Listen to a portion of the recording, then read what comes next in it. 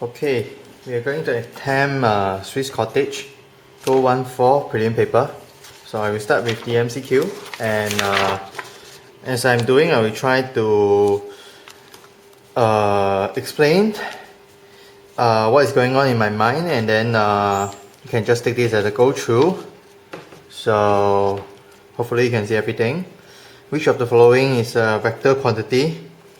Barometer is for pressure, pressure is scalar. Thermometer measuring Kelvin, scalar. Spring balance, beam balance is measuring mass, which is also a scalar. So only spring balance is measuring a force, which is a vector quantity. Okay, we will continue with question 2. Question 2, you need to calculate the period of pendulum A and B.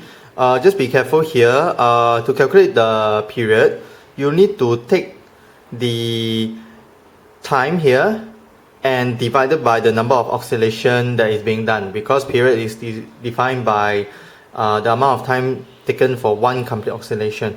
So once you divide the numbers correctly, you will get these two values for the different period. You will notice that B have a larger period than A, so you can get the correct answer immediately.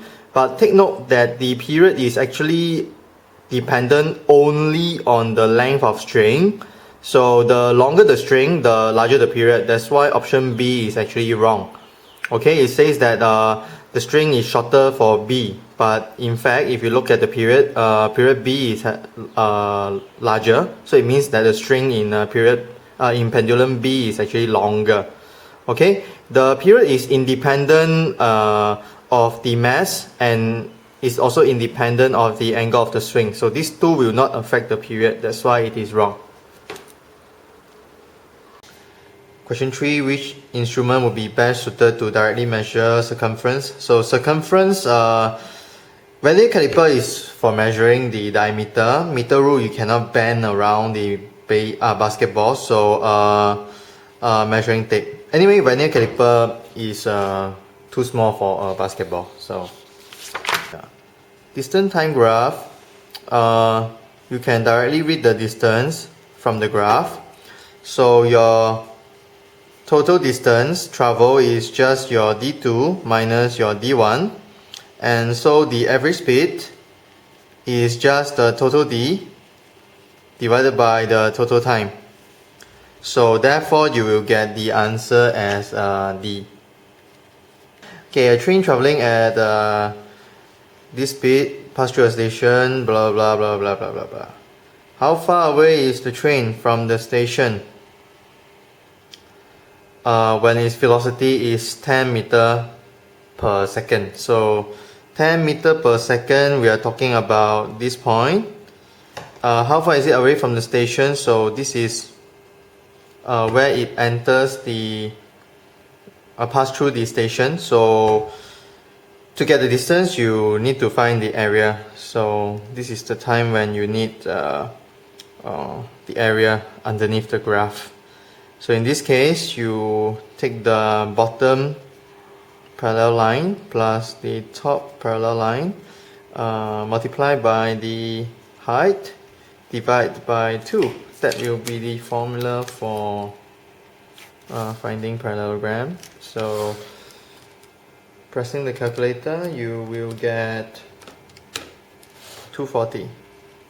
So your answer is C.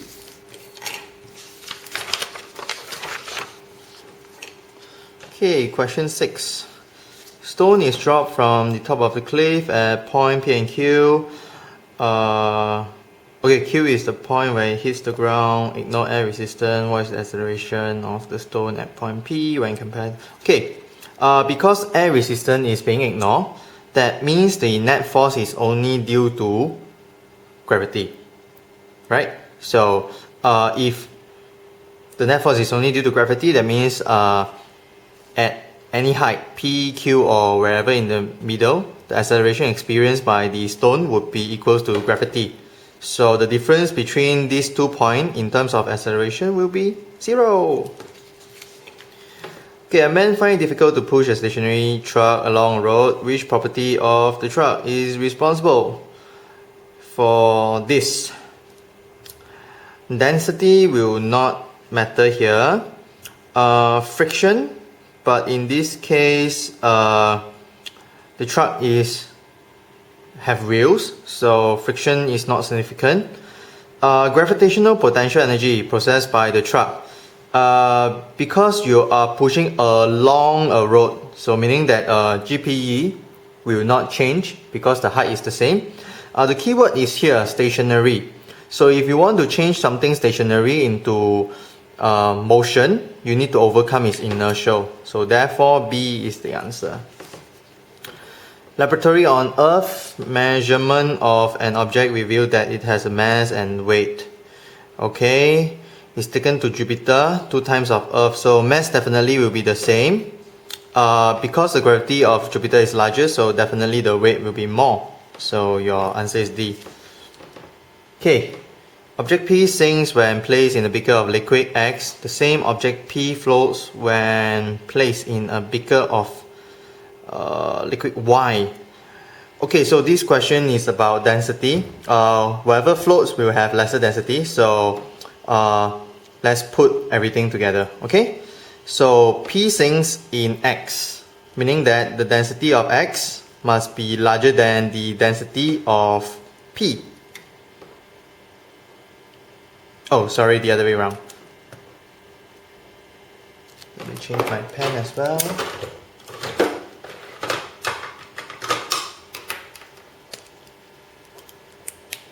Density of P must be larger than density of X because P sinks. And then P floats in a beaker of liquid Y. This means that P would have less density than Y. That's why it floats in Y. So we can have this relationship. Which of the following condition can be made based on this? Object P is the most dense, obviously not true. Y is the least dense. I think that is the answer, but let's go through the other option.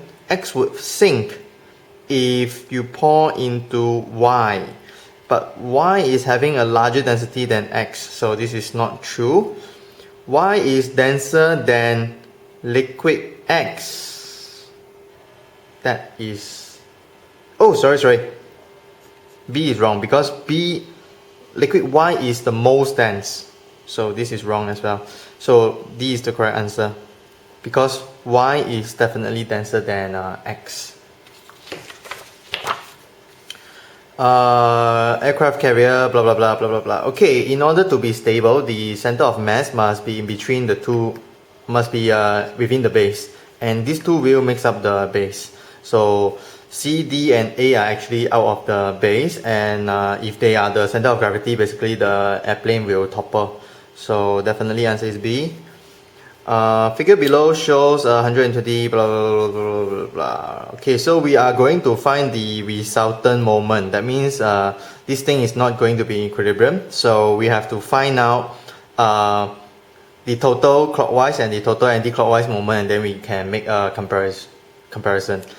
So if you look at this diagram, you see that this 30 Newton and this 10 Newton is going to give this ruler clockwise moment.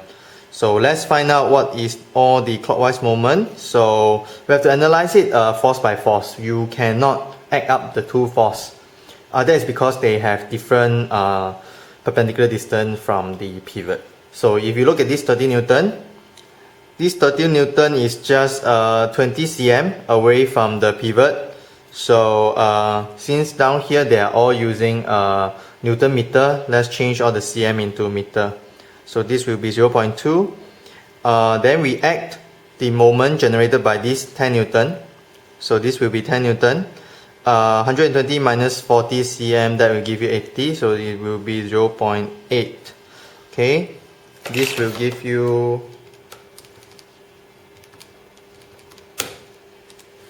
14 Newton meter, and then now we need to look at the counterclockwise moment, which is caused by this 80 Newton here. So this 80 Newton is 40 cm from the pivot, so that will be 0.4. You will get about 32 Newton meter. So since the counterclockwise is bigger than clockwise, you know that your net moment will be counterclockwise. So let's find out the net moment. So this will be 32 minus 14, give you 18 Newton meter, and it will be counterclockwise. So the answer will be C. Okay? Okay, diagram below shows different container, liquid density, base area, blah blah blah blah blah blah. Okay, so down here, if you want to find out pressure, you use the formula P equals to rho GH, and you are supposed to be able to find the pressure. Yeah, the base area doesn't matter because we are talking about liquid pressure. Do you need to consider atmospheric pressure since A, B, C, D are all exposed to the air? It doesn't matter. Yeah? Okay, so this one I leave it to you. Too simple, I don't want to calculate. Okay, question 13, diagram 1 open-ended, and so and so. Okay, when the tube is placed in a horizontal position, the only pressure felt by the air would be the atmospheric pressure. Yeah, because this column of mercury, the weight is acting downwards, so it is not compressing the trapped air. So the trapped air is only being compressed by this atmospheric pressure outside, and atmospheric pressure is given as 75 cm Hg. So you know that C and D is probable. Now if we look at the vertical part, the trapped air will experience the atmospheric pressure from outside, and on top of that, it will also experience the weight of this column of mercury pressing onto the trapped air. So the total pressure experienced by this whole setup will be the atmospheric pressure plus this 12 cm of mercury. So 12 cm of mercury is 12 cm Hg, so yep, just add them up, you get 87. So this is your D. Okay, question 14 is on energy conservation. For energy conservation, you do not need to care about the path. You only need to look at the initial and the final parameter of the system. So if you look at this, all three starting points start at the base of the hill. So the initial condition is the same.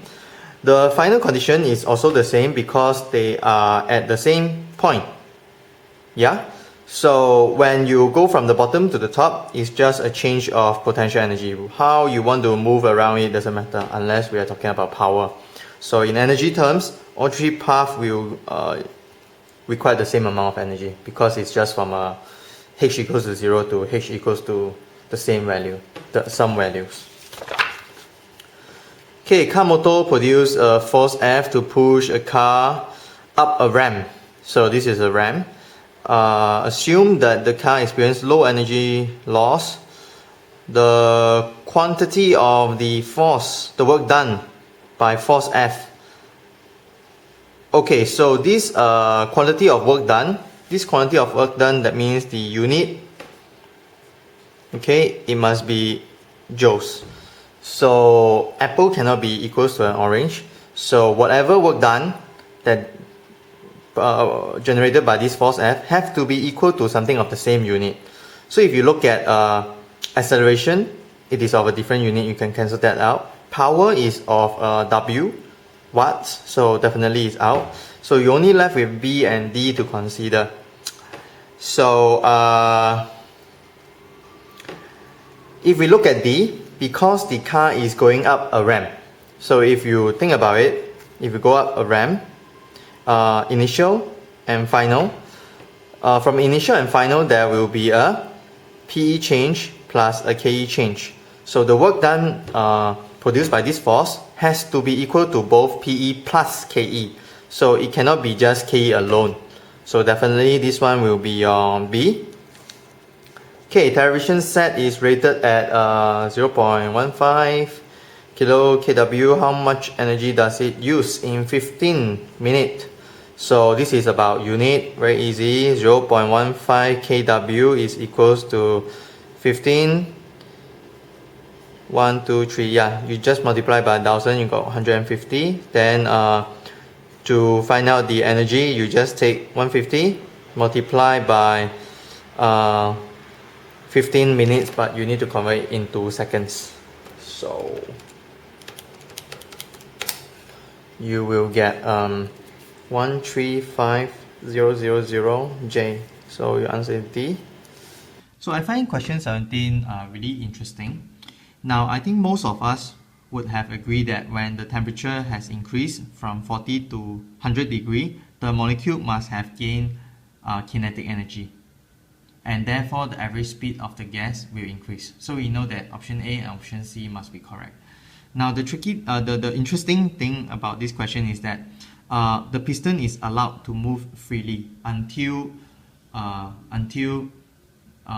pressure on both sides is equalized.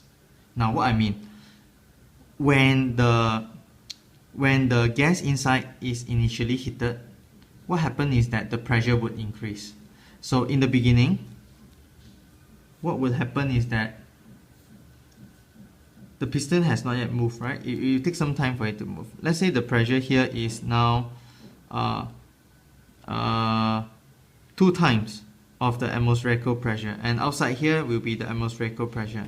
So because of this imbalance of pressure between the interior of the piston versus the exterior, the piston will move out until that the pressure here and the pressure here is the same.